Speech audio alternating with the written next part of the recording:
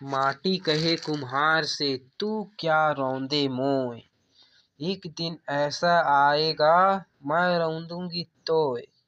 कबीर जी कहते हैं कि मिट्टी कुम्हार से कहती है कि आज तो तू मुझे पैरों के नीचे रौंद रहा है, लेकिन एक दिन ऐसा आएगा कि तू मेरे तले होगा। अर्थात जीवन में मनुष्य चाहे जितना भी शक्तिशाली हो, उसको शरीर मिट्टी हो जाता है।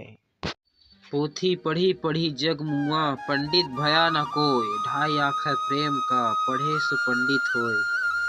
कबीर जी कहते हैं कि बड़ी बड़ी पुस्तकें पढ़कर संसार में कितने लोग मृत्यु के द्वार पहुंच गए, पर सभी विद्वान न हो सके। कबीर मानते हैं कि यदि कोई प्रेम या प्यार के ढाई अक्षर ही अच्छी तरह पढ़ ले, अर्थात प्यार का वास्तविक रूप पहचान ले, तो सच्ची ज्ञानी होगा, क्योंकि उसका ही मान्य होगा। जग में बैरी कोई नहीं, जो मन शीतल होए। यह आपा तो डाल दे, दया करे सब कोय। कबीर जी कहते हैं आपके मन में यदि शीतलता है, अर्थात दया और सहानुभूति है, तो संसार में आपकी किसी से शत्रुता नहीं हो सकती। इसलिए अपने अहंकार को निकाल बाहर करें और आप अपनी प्रति दूसरों से भी संवेदना पाएंगे। जहाँ दया वहाँ धर्म है, जहाँ लोभ तहाँ पाप, जहाँ क्रोध तहाँ पाप है, जहाँ क्षमा तहाँ आप। कबीर जी कहते हैं कि जहाँ दया भाव है वहाँ धर्म व्यवहार होता है, जहाँ लालच और क्रोध है वहाँ पाप बसता है, जहाँ क्षमा और सहानुभूति होती है वहाँ भगवान रहते हैं। जैसा भोजन खाइए तैसा मन होए, जैसा पानी पीजिए तैसी वाणी होए।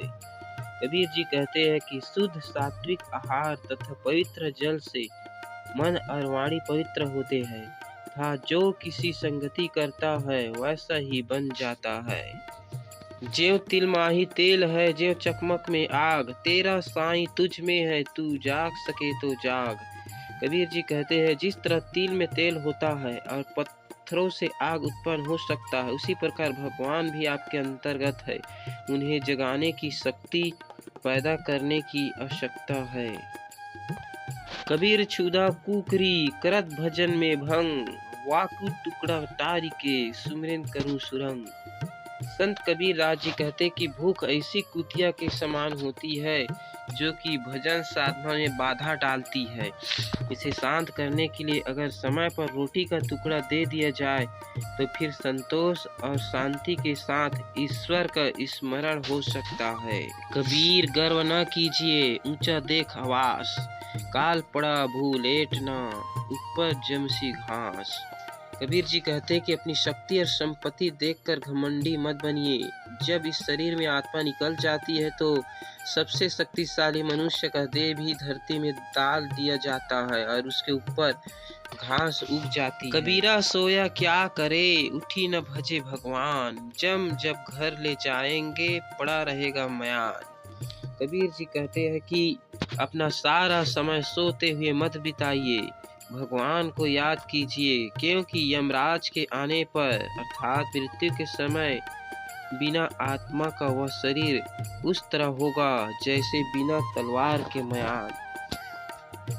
कबीर तेरी झोपड़ी गल कटियन के पास, जैसी करनी वैसी भरनी, तू क्यों भया उदास। कबीर जी कहते हैं कि तेरा घर कसाई के पास है, तो क्या उसकी हरकतों के लिए तू जिम्मेदार नहीं है। अर्थात अपने कर्मों का फल सबको खुद ही भुगतना पड़ता है।